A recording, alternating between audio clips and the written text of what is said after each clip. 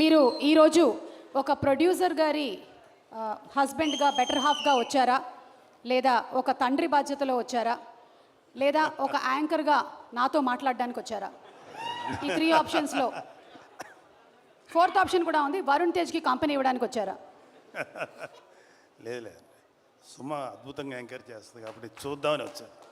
మిగతా అన్ని పద్మజ గారు, ఐఎమ్ సో సారీ. తర్వాత thank you very much. And అంటే నేను స్టేజ్ పైకి మాట్లాడే ఓపిక లేదు, అది కూర్చొని మాట్లాడతాను.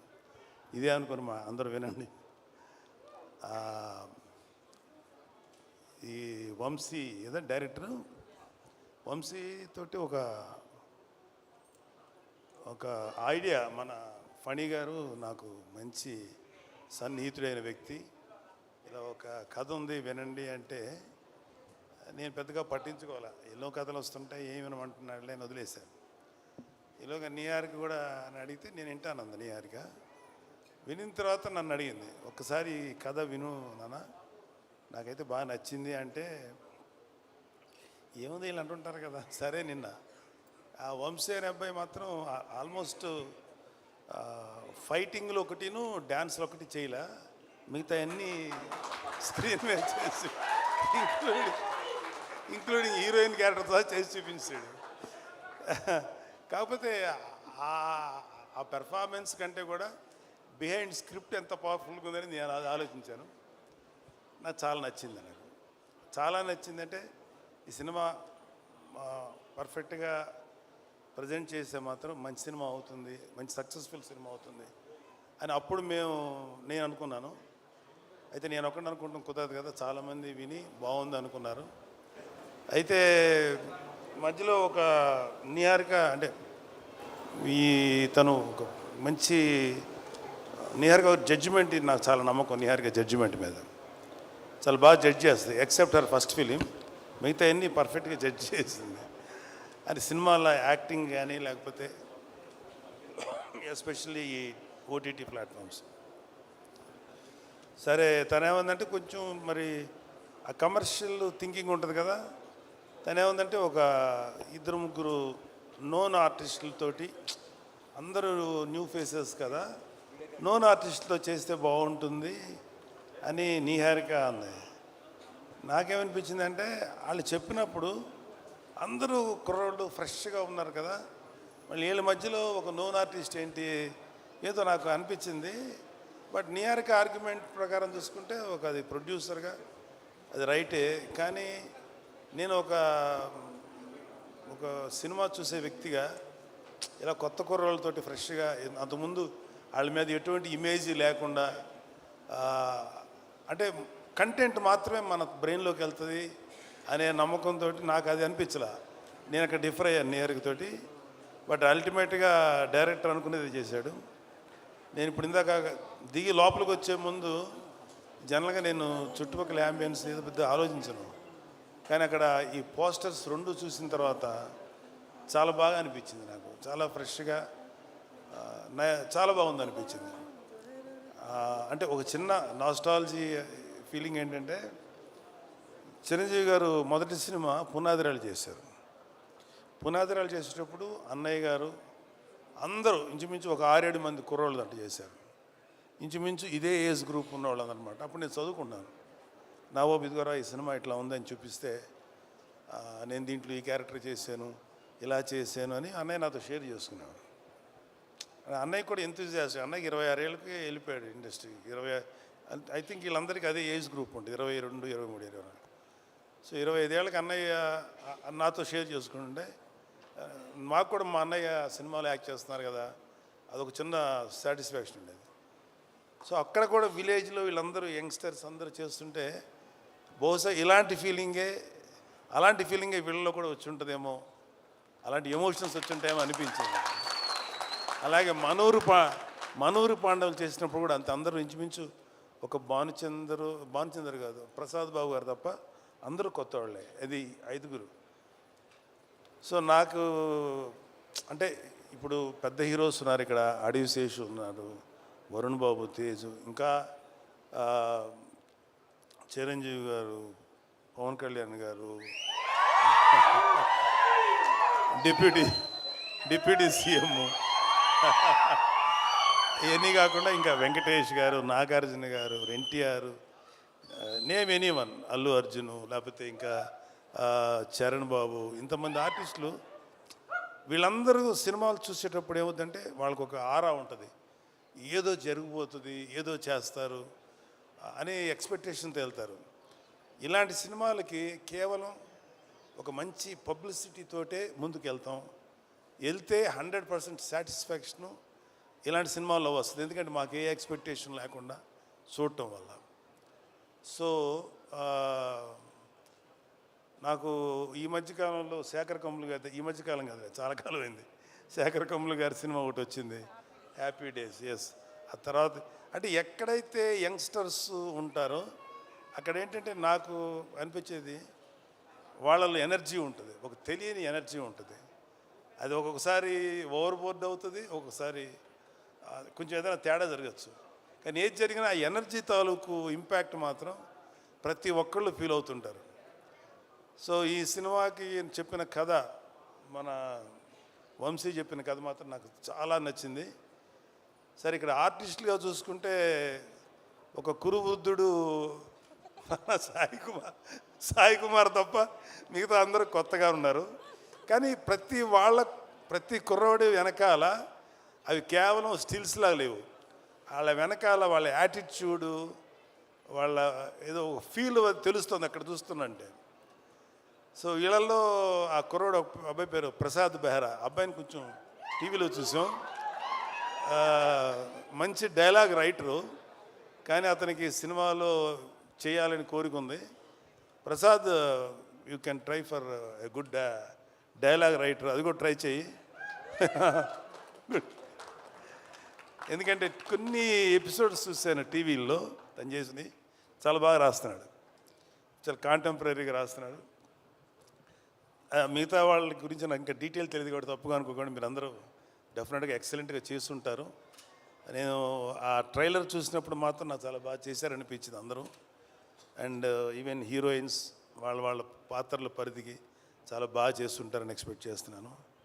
మ్యూజిక్ డైరెక్టర్ అనుదీప్ కూడా చాలా మంచి సాంగ్స్ ఇచ్చారు కాకపోతే నాకు అనిపించింది ఏంటంటే అనుదీప్ కూడా ఒక క్యారెక్టర్ చేస్తుంటే ఏమైపోద్ది, ఇంతమందిలో అతను ఒక క్యారెక్టర్ చేస్తుంటే పోద్ది కదా ఒక క్యారెక్టర్ అనిపించింది. కానీ డైరెక్టరు నిన్ను తొక్కేసాడు అనుదీప్. మిగతా ఆర్టిస్టులు అందరూ కలిసి నిన్ను వస్తే నువ్వు ఎక్కడ డామినేట్ చేస్తావు, నిన్ను తొక్కేశారు, నిన్ను కేవలం బిహైండ్ ది కెమెరాను పెట్టారు. Thank you. అండ్ మా స్నేహితుడు, నా ఆత్మీయుడు, మా ఫణి, ఒక చిన్న అతను వేరే బిజినెస్లు ఎంతున్నా సరే అతనికి ఒక సినిమా చేయాలని ఒక చిన్న పిచ్చి అంటారా, లేకపోతే ప్యాషన్. తను ఏంటంటే నేను నిహారిక గారి బ్యానర్లో కలిసి చేద్దాం అనుకుంటున్నాను. ఎందుకంటే నిహారిక గారికి ఒక మంచి టేస్ట్ ఉంది, లేకపోతే ప్రొడక్షన్లో గ్రిప్ ఉంటుంది, జడ్జిమెంట్ బాగుంటుంది. సో తనతో చేస్తే నాకు కూడా ఒక టేస్ట్ ఉంది. సో ఒక మంచి ప్రాజెక్ట్స్ వస్తాయేమో అనే ఉద్దేశంతో అంటే నిహారిక ఒక మంచి కథ వినిన తర్వాతే డిసైడ్ చేస్తానని చెప్పింది. కథ వింది, చక్కగా నాకు చెప్పి అంత ఓకే అయింది. I'm very thankful to all of you. And ఈ సినిమా మాత్రం నాకెందుకో గట్ ఫీలింగు, అంటే ఈ సినిమా బేసిక్ కథ గుర్తుంది, నాకు చాలా సీన్స్ గుర్తున్నాయి. మధ్యలో 2-3 చోట్ల కొన్ని సీన్స్ వంశీ చెప్పినప్పుడు కొంచెం గొంతు చోక్ అయింది. అంటే కళ్ళనీళ్ళు రాక గొంతు అలా పట్టినట్టుగా పట్టింది. అంత బాగా ఎమోషన్స్ డీల్ చేశాడు. ఇంకా సినిమా గురించి చాలా చెప్పి సినిమాని చెడగొట్టడం నాకు ఇష్టం లేదు. కాకపోతే ఈ సినిమాలో ఒక ఫినిషింగ్ టచ్ మాత్రం మీకు ఎక్కడో ఎవరినో ఒక ప్రముఖ నాయకుడిని చూసిన ఫీలింగ్ అయితే వస్తుంది. అతను అది ఇప్పుడు నాయకుడు కాదు, ఎలక్షన్స్కి ముందు యుద్ధం చేసినటువంటి ఒక నాయకుడు మీకు గుర్తొస్తారు. అంతవరకు చెప్పలేదు. Thank you. And I'm very happy and I'm proud of my daughter. Course మా అబ్బాయిని చూసి కూడా గర్వపడుతున్నది వేరే సంగతి. మా అబ్బాయినే కాదు, మా మేనలుడు, ఇంక్లూడింగ్ అక్కడ అడిశేష్ ఉన్నాడు, అడవి శేషు కళ్యాణ్ బాబు గారిది పంజాలు యాక్ట్ చేసినప్పుడు అడవి శేషు మీద కోపం వచ్చేంత విలన్ క్యారెక్టర్ చేశాడు. ఎవడరా బాబు ఇంత దుర్మార్గుల్లో ఉన్నాడు అనిపించింది. కానీ అతని ఇంటెన్స్ యాక్టింగ్ చూసి అమ్మాయి ఆ కోపం వచ్చిందంటే అర్థం ఏంటి, అతను అంత ఇంటెన్సిటీ అనిపించింది. ఆ తర్వాత అతను హీరోగా మారి వండర్ఫుల్ ఫిలిమ్స్ చేశారు. ఒకటే చెప్తున్నాను ఇవాళ ఇంకొక చిన్న విషయం. Suma, can I speak to sir? మాకు మాట్లాడితే మమ్మల్ని మెగా ఫ్యామిలీ, వీళ్ళు తప్ప ఇంకెవరు ఉండరు అనేటువంటి అలా కొంతమంది ఫ్యామిలీస్ మీద ఈ పనికి మాలిన మాటలు మాట్లాడే ఎదవలు చాలామంది చూస్తారు. మాకు అలాంటి ఫీలింగ్ లేదు. సినిమా ఇండస్ట్రీ మా అబ్బ సొత్తు కాదు, మా నాన్న సామ్రాజ్యం కాదు, మా తాత సామ్రాజ్యం కాదు. అలాగే మన అక్కినేని గారి ఫ్యామిలీయో నందమూరి ఫ్యామిలీ సామ్రాజ్యం, అది అందరిది ఇది. సో ఇవాళ అడవి శేషు గారు లేకపోతే ఎంతోమంది యంగ్స్టర్స్ ఫిల్మీ ఫ్యామిలీ సంబంధం లేకుండా దే ప్రూవ్డ్ వాళ్ళకి ఎవరు అడ్డం వచ్చారు, వాళ్ళ టాలెంట్స్ వాళ్ళు పైకి వచ్చారు. ఏమో ఇప్పుడు ఈ కుర్రాళ్ళల్లో ఎవరు ఏ రేంజ్కి వెళ్తారో ఎవరు ఊహించిన కూడా ఊహించలేరు. ఏమో ఎంత గొప్పగా వెళ్తారు. ఎందుకంటే ఇవాళ ఒక సినిమాలే కాదు, ఎన్నో ఓటీటీ ప్లాట్ఫామ్స్ ఉన్నాయి. వాటిలో దేంట్లో వచ్చినా అద్భుతమైన పేరు వస్తుంది. సో ప్రతి వాళ్ళు ఫస్ట్ ఏంటంటే ఒక మంచి కంటెంట్ ఉన్న సినిమాకి, కథ ఉన్న సినిమాకి ట్రై చేయండి. అంతేగాని ఒక గుద్దితే ఆడెక్కడికో వెళ్ళిపోయి కొట్టేసుకొని మాట్లాడితే హీరోయిన్ కనపడగానే గబగబా డ్యాన్స్ చేసి ఇలాంటి కథలకు మాత్రం మీ యంగ్స్టర్స్ ఎవరు అట్రాక్ట్ అవ్వకండి. కంటెంట్ ఏంటో చూడండి. ఆ విషయంలో నాకు శేషు నచ్చుతాడు అండ్ వరుణ్ బాబు నచ్చుతాడు. ఈ మధ్యన మా తేజు నచ్చుతున్నాడు. విరూపాక్ష చేశాడు కాబట్టి చెప్తున్నాడు. అంటే అంతకుముందు మా తేజు కొంచెం కమర్షియల్గా వెళ్ళాడు, తర్వాత విరూపాక్ష నుంచి తన ట్రెండ్ మార్చేసుకున్నాడు. విరూపాక్ష అండ్ ఇంకొకటి ఏదో రిపబ్లిక్ ఇలాంటివి చేశాడు. సో ఒక వరుణ్కి నాకు ఒకసారి డిస్కషన్ వచ్చింది, ఎందుకురా నువ్వు కొంచెం కష్టమైన క్యారెక్టర్లు సెలెక్ట్ చేసుకుంటావు, చాలా కమర్షియల్ సినిమాలు చేయొచ్చు కదా అంటే, నాన్న ఒక 100 సినిమాలు రిలీజ్ అనుకున్నానా, అందులో ఒక 10 సినిమాలు కొంచెం డిఫికల్ట్గా అంటే కొత్తదనంగా ఉంటాయి. వాటిల్లో కనీసం ఒక 5 సినిమాలన్నా ఆడటానికి అవకాశం ఉంటుంది. 90 సినిమాలు రెగ్యులర్ కమర్షియల్ సినిమాలు ఉంటాయి. ఈ 90 సినిమాల్లో ఒక 10-15 ఆడతాయి. మరి ఎక్కువ ఆడుతున్నాయి కదా అన్న, కానీ రేషియో చూసుకున్నాను 90లో 10 ఆడతాయి, ఇక్కడ 10లో 5 ఆడతాయి. కాబట్టి ఎప్పుడు కూడా ఒక కొత్తదనం కోసం వెళ్తేనే యాక్సెప్ట్ చేస్తానని చెప్పాను. అది నాకు చిన్నవాడైనా వాడిచ్చిన రియలైజేషన్. అలాగే నిహారిక అంటే కొంచెం సెల్ఫ్ వేసుకోవాలి కదా నా పిల్లల గురించి, తప్పదు. ఎవరు సెల్ఫ్ వాళ్ళు వేసుకున్నారు, ఇక్కడ మన డబ్బా మనమే కొట్టుకోవాలి కదా. ఏదో గుర్తు రావక్కర్లేదు, నేను సీరియస్గా అంటున్నా. Niharika my sweetest kid.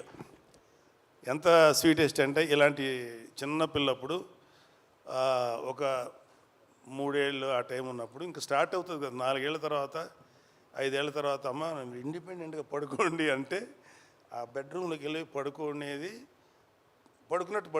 వాళ్ళమ్మ వంటింటికి వెళ్ళాక సైలెంట్గా వచ్చింది, నేను ఇక్కడే పడుకుంటాననేది.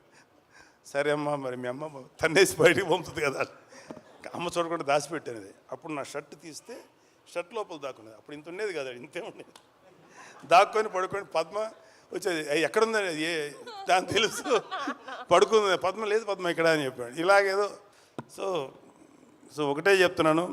ఇప్పుడు ఇందాక ఒక పాప ఎవరో ఎమోషనల్ అయ్యింది. ఇవాళ మన కళ్ళ ముందు ఆడపిల్లలు ఎంత గ్రోత్ చూపిస్తారు, ఎంత గొప్పగా ఎదుగుతారనేది మన సుమ. నాకు తెలిసినంత వరకు సుమ కామెడీగా మాట్లాడుతుంది, సరదాగా ఉంటుంది. కాబట్టి నేను ఎప్పుడు సుమాని కామెడీగా తీసుకోను. ఎందుకంటే నాకు తెలిసి ఈరోజు కాకపోయినా ఇంకొక 1 year తర్వాత 2 years తర్వాత అయినా డెఫినెట్గా సుమ ఒక legendary anchor, legendary host. Suma చాలా గ్లామరస్గా స్టైలిష్గా ఉండదు. సుమ ఎక్కువ ఏమన్నా, కానీ సుమ స్టేజ్ ఎక్కిందంటే దుమ్ము దులిపేస్తుంది. నేను చూసిన సుమ ఉందా పర్లేదు కొంచెంసేపు మనకి టైం పాస్ అవుతుంది అని, అలా ఉంది సుమ. జబర్దస్త్ వాళ్ళ అదృష్టం ఏంటంటే అప్పటికి జబర్దస్త్ వాళ్ళు రాకముందు సుమ ఇండస్ట్రీకి వచ్చింది. సుమ జబర్దస్త్కి రాకుండా చాలామందిని కాపాడింది. అంత గొప్ప అంటే ఆడవాళ్ళల్లో అంత కామెడీ ఉంటుంది అనేది నాకు కూడా అందలేదు. సుమని చూసిన తర్వాత అమ్మ తక్కువ వాళ్ళు కాదురా బాబు. అలాగా ఆడపిల్లలందరూ కూడా జస్ట్ బ్రేక్ యువర్ చైన్స్. ఎవడు కూడా మిమ్మల్ని ఆపడానికి ట్రై చేస్తే మాత్రం మీరు ఆకండి. Prove yourself. The world is yours. ఈ ప్రపంచం మగవాళ్ళది ఒక్కడిదే కాదు, ఆడపిల్లలది కూడా, మీది కూడా. అలాగే ఆడపిల్లలు కూడా ఒకటి గుర్తుపెట్టుకోవాల్సింది ఏంటంటే లిమిటెడ్ థింకింగ్లో ఉండకండి. అమ్మో వాడికి వెళ్తే ఆయన ఏమంటారు, లేదా సార్ ఎవడి కోసం ఎవడు భయపడక్కర్లా. ఇవాళ your all in safe hands. ఇవాళ అటు తెలంగాణలో కానీ ఆంధ్రాలో కానీ ఆడపిల్లలకి అద్భుతమైన సేఫ్టీ ఉంది. ఎవడైనా ఆడపిల్లల్ని కానీ ఏదైనా చేస్తే మా దృష్టికి వస్తే మడత పెట్టి లోపల పెడతాం, తాట తీస్తాం. Don't worry. అమ్మాయిలు పాపలు మీరంతా చక్కగా కష్టపడి మంచి పేరు తెచ్చుకోండి. నాకు ఇంకా అమ్మాయిలు ఇంకా సినిమా ఇండస్ట్రీలో కేవలం గ్లామరస్గా ఉండే క్యారెక్టర్లు కాదు, డైరెక్టర్లు అవ్వాలి, కెమెరామెన్లు అవ్వాలి, మ్యూజిక్ డైరెక్టర్స్ అవ్వాలి. ఇంకా చాలా గ్యాప్ ఉంది. ఇదిగో ఈ మగ బ్యాచ్ని అందరినీ కొంచెం డామినేట్ చేయండి మీరు కూడా వచ్చి. Thank you, all the best. I wish all the best. Committee correct. Thank you so much Nagababu garu. As usual you inspire all of us అండి.